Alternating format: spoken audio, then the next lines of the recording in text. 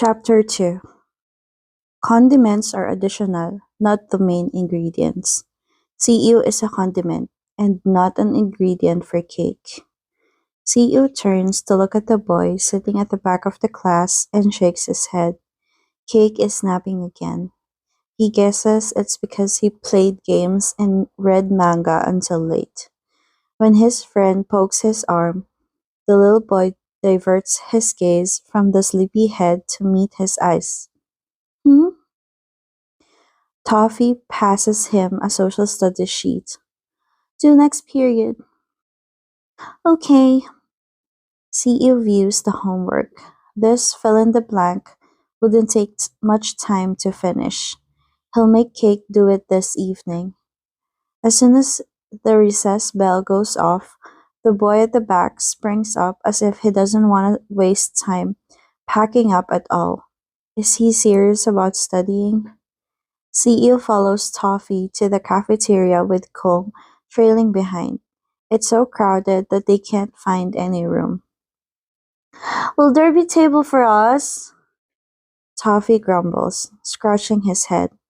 The cafeteria at this school isn't large enough compared to the number of students. If they have classes in far buildings, they won't be able to get the table in time. The cafeteria is packed in the blink of an eye as though everyone can teleport. "What do we do? Do we get bread at the cooperative store?" Kung suggests. CEO nods in agreement. It would take forever if they waited for the crowd to disperse, not to mention how he eats very slowly. "I'll buy some drink at vendor 8, he says. "I want cantaloupe milk." That's sickly colored milk?" Toffee pulls a face. "You have it every day without getting tired of it." "You always drink chrysanthemum tea." "Don't compare my tea to that artificially flavored drink." Pouting, CEO squeezes through the crowd to the drink vendor. After successfully walking past the students flocking to the condiment table, he pants. "Ew." CEO halts and turns to the source of that voice. He meets eyes with a bigger boy who just set his bag on the table. "Where are you sitting?" "I'll have bread at the cooperative store." Jake lifts his eyebrows. "Why aren't you having a proper meal?" "It's packed to the floral yard." Toffee cuts in. The exaggeration cracks Cake up. "Sit with us," he says, nodding at them in invitation. There is room for a few people at his table. It's normal for gangs of students to have their regular tables in the cafeteria. No one will take their tables even if they don't rush here. CEO wants to talk to Cake about how unfair it is, but it can't be helped. Cake never snatches anyone's collar and forbids them to take the table. "That's great," the cubby boy says merrily. He drops his bag on the bench. "I'm craving sukiyaki." CEO pouts even harder. Kong, noticing it, curls up his lips and says, "I won't make you sit next to him." "I'll sit the farthest." The taller boy shakes his head. He places his bag on the bench and walks to the left vendor. CEO stands there, frowning for a moment before leaving to get fried chicken rice at his regular vendor. The line is exhaustingly long. He should have bought it this morning and kept it for lunch. His legs are shaking after getting the chicken. He then puts the plate on the table and strides to the drink vendor. Cantaloupe milk is sold out fast. It's popular, unlike Toffee's remark. This artificially flavored drink is fragrant and delicious. CEO usually just stands there and smiles, and the vendor owner, who remembers him well, will pour the green drink into a plastic cup for him. She points out lovingly that he orders the same thing again. The boy responds with a smile, like the untalkative person he is. "You never change the menu." The familiar voice from behind startles the boy waiting for his favorite drink. Cake, did you buy your food? Yes. Cocoa, please, in a to-go plastic cup with boba. Cake flashes a smile at the lady. How detailed, even for a drink. The boy, who got gossiped about quietly, turns to CEO. What are you going to nag at me about, looking at me like that? I'm just looking. CEO purses his lips. I'll tell Aunt Proud to nag at you this evening. Why? You were napping and not studying. Social studies is freaking boring. Study cake! CEO halts, hearing a girl calling his neighbor. Cake turns around and cracks a friendly smile. CEO presses his lips together and watches the lady pass a drink to the person in front of him. When she hands him the cantaloupe milk, he pays for it and leaves in silence. At a 3:15, CEO sits at the second bus stop, 200 meters away from the first one. Not many people wait at the second bus stop since there's no reason to go to the farther bus stop for the same bus. I don't understand why we have to wait at this stop. But CEO likes it. CEO doesn't want to be in the crowded place where he knows no one. Too many people over there, answers the boy with dark brown eyes. Toffee accompanies him today. His place is not far from the school, just a 10-minute walk. Besides, Toffee uses this path every day. It's just rare for them to go home at the same time. How should we fix this unsociable side of yours? Do we need to? It'll be better if we can. Oh, why are you here with you today? Asks the hoarse voice of a boy who is about to hit puberty. CEO thinks Cake is sometimes like a ghost. He suddenly shows up then and there. He is behind CEO before he knows it. I have to help my mom clean the bathroom today. I walked with this way with you, so I figured I'd wait with him. The bigger boy nods and turns to his neighbor. You disappeared after classes. You're slow. How come you walk so fast when your legs are short? CEO doesn't have short legs. Cake's legs are too long. My legs aren't short. The taller boy smiles and sits next to him to wait for the bus. It'll take a while because the latest bus took off a few seconds before Cake arrived. Cake takes out the chicken pops he bought in front of the school. He picks it up with a stick and hands it to the boy beside him. Here you go. CEO's eyes sparkle. He grabs the stick, takes a big bite, and casts a content smile. Chicken pops with a lot of ketchup and mayonnaise are the best. Want some? Cake asks Toffee, holding out the bag of chicken pops. Toffee doesn't decline. He accepts the stick and takes a bite. Why are you eating so messily? Cake looks at the boy in the middle. Laughing, he wipes the ketchup on CEO's lips with his thumb and sucks it. Meanwhile, CEO licks the rest of the smear. Their actions look natural as if they've done this hundreds of times. However, the boy next to them witnesses it for the first time. Toffee halts, feeling something is off. He's aware of how close these two are. They've known each other since birth. They are neighbors and take care of each other. Regardless, 14 is not young. Boys this age aren't this loving towards each other. The way they call one another is also weird. Toffee secretly thinks it's good that CEO doesn't let Cake stay near him at school. He even seems to distance himself from Cake. It would be weird if others saw them doing things like this. No one would eat the smear of food from their best friend's face or lips. Ew. CEO steps out of the bus, his eyes on his feet, striding forward. He looks up when hearing his name. Hmm? Want to stop by Hiaos? Let's spin the ball. Cake lifts his eyebrows. Interested? Yeah. The smaller boy nods and marches to Cake's side. I want wood candy. Your mama will scold you if you keep eating that thing. You also love that ice cream candy. The tube of sweet cream with two color-like toothpaste and a tiny cone. CEO hates it. It smells bizarrely sweet. He has no clue why Cake eats it so often. The grape flavor is tasty. Wood candy is better. It's crispy and chewy. Cake scrunches up his nose. I'm not arguing with you anymore. Walk faster. I'm doing my best. CEO follows Cake while studying the back 2 times broader than his. He's so jealous that he often asks Hia Pao how to grow bigger. Hia Pao told him to eat healthy food, have lots of veggies, and drink milk every day. CEO did everything, yet he couldn't beat the person eating greens like Cake. Perhaps Cake eat them when CEO isn't looking?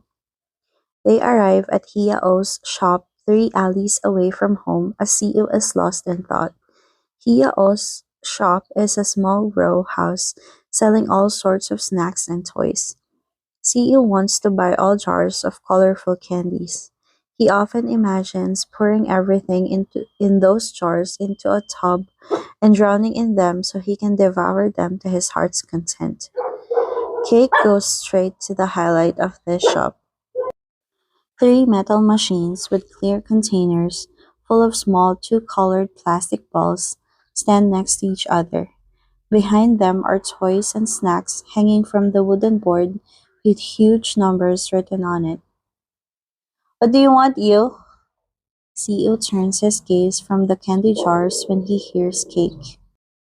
He stops beside Cake and looks up at the prices of the balls, then he points at number 2. That one! Magic bubble? Yeah, I want to blow it. I'll spin the ball for you. CEO nods and moves closer when the bigger boy inserts a 5 baht coin into the slot above the dials. CEO loves the clanking sound of the ball machine and gets excited when the two-colored ball drops. Ugh. CEO presses his lips together when the boy spinning the ball grumbles in disappointment. What did you get? An eraser? Cake shakes his head. Napkins? Cake shakes his head again. What is it? Oh, you got number 2. Yao cuts in. Cake looks extremely disappointed while CEO smiles brightly.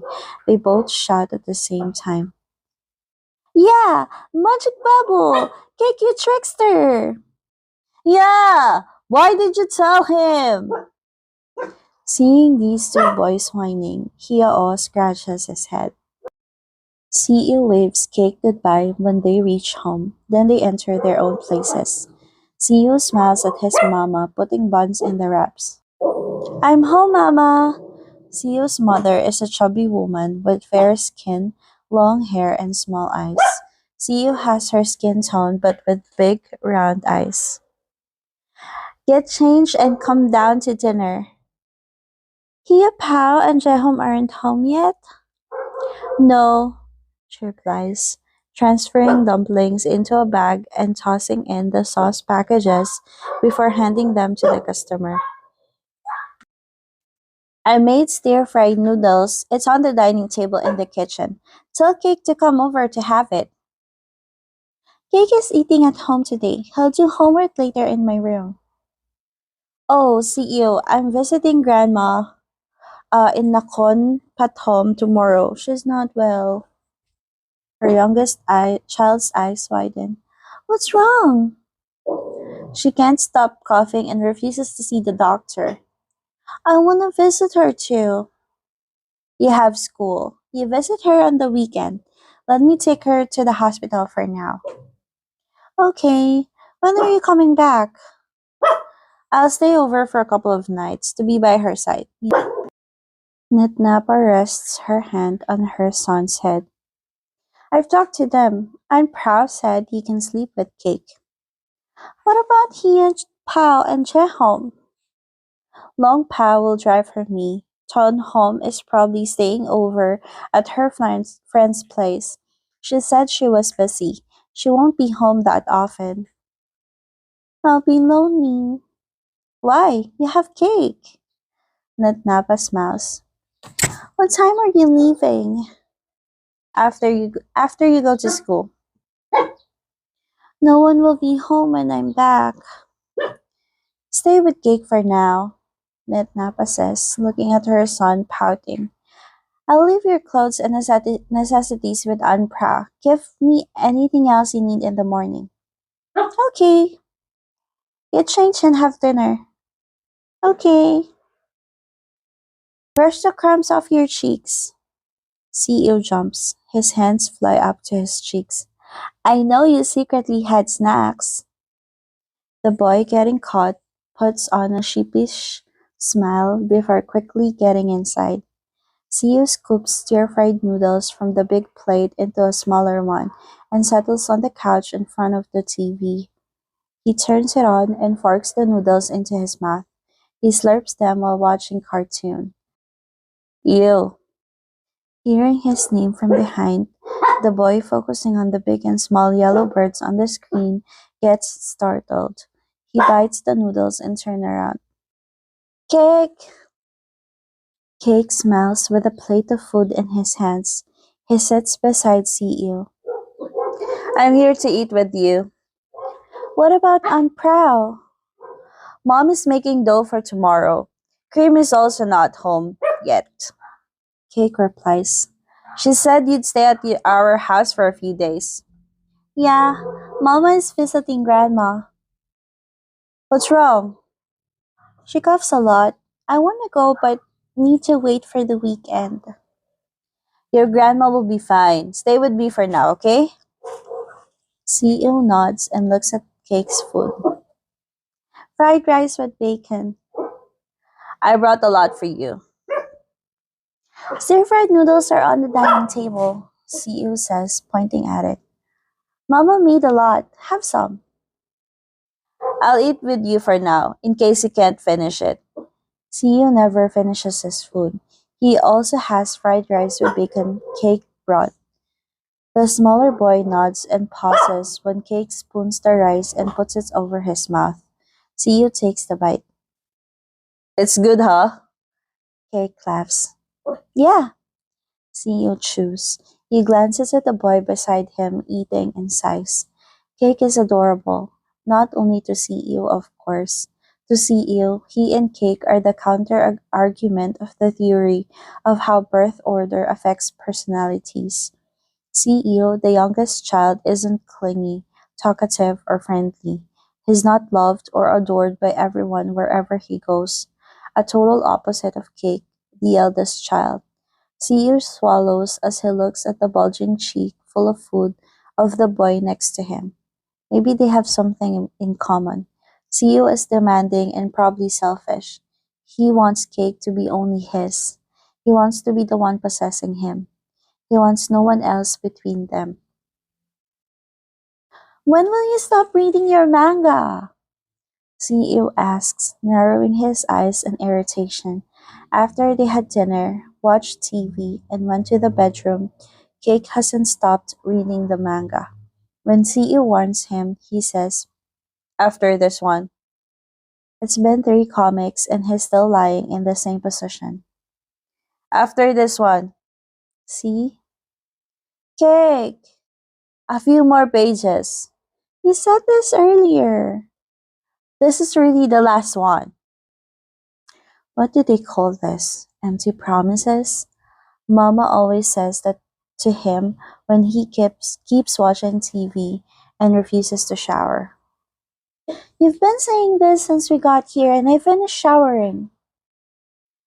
Getting scolded, the bigger boy scrunches up his nose. He closes his comic, puts it on the mattress, and gazes up. What a nag. Will you do homework now? You said you would. I know, I'm here for that. Then do it. Can I take a shower first? Are you sleeping here? CEO nods when Cake dips his chin as a response. Be quick. It's normal to suddenly decide to stay over at each other's place with no preparation. They have each other's clothes in their closets anyway. They can wake up and go home to get changed easily. I'll tell Aunt Prow for you. You must be done showering when I'm back. Yes, yes, my little bro. I'm not your little brother. You used to call me your elder brother. I didn't know things back then. They are friends now that they're in the same year at school. It doesn't matter if he's months older. Last question, CEO says and pokes the shoulder of the boy with the heavy eyelids. Kei can read manga until late at night, but he always dozes off when doing homework. I'm sleepy. If you put your mind to it, it will be done in a minute. He keeps playing around, doodling on his sheet. Am I not doing enough? The boy who hates homework grumbles. I usually copy homework during the morning assembly. Just one more. I'm sleepy. There's one question left. Can't I copy your answer? You're always negotiating. You repeat my mom's words again. It's true. He keeps making excuses when being told to do something. Aunt Prow asked him to buy eggs at the market the other day. It took a few 5 more minutes for him to move. You always put money in that piggy bank. The boy on the bed points out, seeing the room owner folding a 20 baht bill and inserting it. I'm saving up. He Pao told me to put the rest of my allowance in it. CEO says, you should start doing it too. I don't have any money left. CEO furrows his brow. You have lots of snacks. Cake laughs. CEO spends money carefully and diligently saves up. There has never been a day where Cake saw CEO not putting money in the piggy bank. CEO has been keeping it up since primary school. The piggy bank is more glutinous than Cake. Cake, don't hide under the blanket. CEO tells the boy curling up in the blanket. I'm sleepy. Let me copy your answer. You're acting. You'll be wide awake if I say yes. Prove it. I'll be knocked out right after. Please. Again, his please. Please, you. CEO sighs and pulls a face, yet he slides his homework sheet to the pleading boy. He keeps using this move. How unfair, dessert boy. Calling him in his mind with the nickname his friends use. CEO can't help but laugh. Why are you laughing? What's it to you, dessert boy? Cake halts, looking like he wants to hit someone. Don't copy my friends. It's cute, dessert boy. Would you like it if I called you condiment boy? You're vengeful. Cake laughs. He writes the last letter on the sheet and raises his arms. Duh! He plops down and closes his eyes. CEO gathers two sheets together, collects the stationery, and puts the homework into the folder in his backpack. I'll keep your sheet with me. You'll forget it tomorrow. Hmm. The boy rolling on the bed comfortably answers. The way he resembles an unleashed dog makes CEO smile. Homework to Cake is probably bitter medicine to CEO. They hate them just the same. The door opening sound wakes up the sleeping boy. CEO opens his eyes and sees his brother, who's just returned from the university. Did I wake you? Long Pao asks softly, hesitating whether to enter or shut the door and leave. The drowsy boy nods. Iya Pao. The man by the door chuckles and steps inside. He squats next to the bed. I thought you hadn't slept. Why are you home so late? I was busy. Long pauses and looks at the arm propping on his little brother's waist. Jake went to bed quickly today. Because he did his homework. Long Pao laughs. Cake can read manga until midnight or 1 in the morning without feeling sleepy, but homework can knock him out at 10. Go to sleep. I won't bother you anymore. Yeah, good night. The elder brother nods and kisses his younger brother's forehead. He watches the boy with fluttering eyes yawn and turn around to cuddle the sleeping boy. It's a familiar, adorable image. Long Pao gets up, looks at them again, and smiles. They're this old, yet still hug each other while sleeping like usual. End of chapter 2.